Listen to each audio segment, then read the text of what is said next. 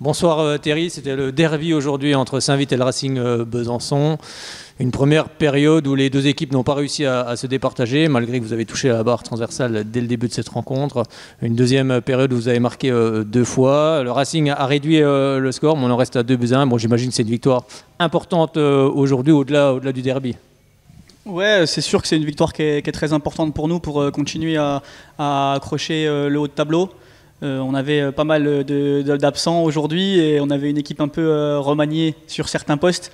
Et c'est vrai que gagner quand même ce match contre le Racing, malgré toutes les absences, ça nous fait du bien. Et ça nous montre aussi qu'on est encore un peu au-dessus du Racing actuellement. Justement, quel a été ton discours à la pause, que tu avais 0 partout? On a vu que vous êtes tombé aussi sur une bonne défense du Racing. Ouais, bonne défense qui était bien en place, bonne gardienne aussi qui a fait les arrêts qu'il fallait. L'objectif c'était de continuer à appuyer, surtout sur le jeu à l'opposé où on avait une défense très compacte et du coup qui libérait l'opposé. On a le deuxième but qui vient sur une situation comme ça.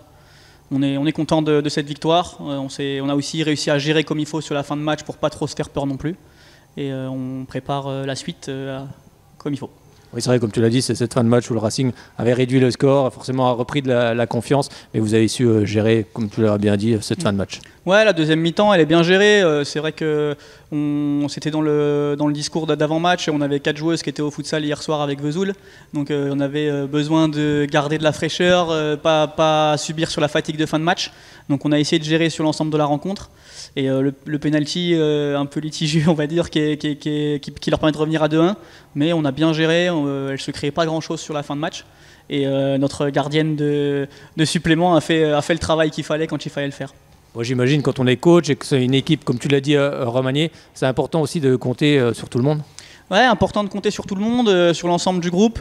On a des filles qui travaillent bien depuis le début de la saison et même sur celles qui ont peu de temps de jeu, elles répondent toujours présent. Ça nous permet aussi de faire confiance aux jeunes formés au club.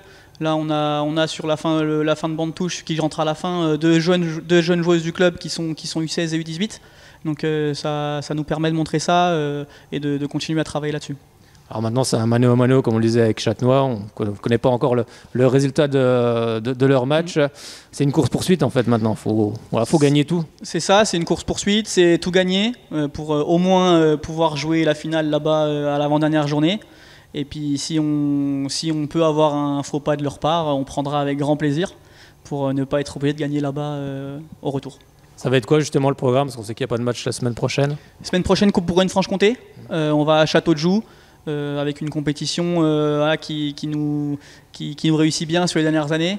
Cette année, ce ne sera pas forcément un objectif non plus parce qu'il y a beaucoup de matchs qui sont prévus sur la fin de saison et on n'a pas non plus un effectif XXL.